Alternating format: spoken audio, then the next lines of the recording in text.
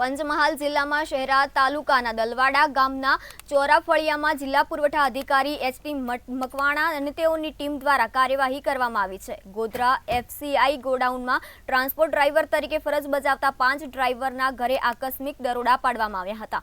કુલ 3 ડ્રાઈવરોના ઘરેથી સરકારી અનાજના કુલ 12 કટ્ટા અનઅધિકૃત રીતે સંગ્રહ કરવામાં આવ્યા હતા। ત્યારે અનાજનો તમામ જથ્થો જપ્ત કરી શહેરના ગોડાઉન ખાતે મૂકીને કાયદેસરની કાર્યવાહી હાથ ધરવામાં આવી છે।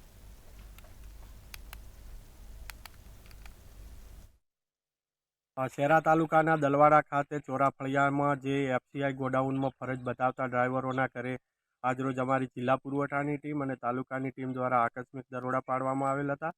જેમાં લક્ષ્મણ ગજેસિંહ પગી, ઉમેશ દશરથ પગી અને દલપત રૈજી પગીના ઘરેથી સરકારી અનાજનો જથ્થો કુલ 8 કટ્ટા ચોખા અને 4 કટ્ટા ઘઉં એમ 12 કટ્ટા અનઅધિકૃત રીતે સંગ્રહ કરેલ મળી આવેલ છે। તમામ સરકારી અનાજનો જથ્થો જપ્ત કરી શહેરા ગોડાઉન ખાતે મૂકવાની તજવીજ હાથ ધરેલ છે।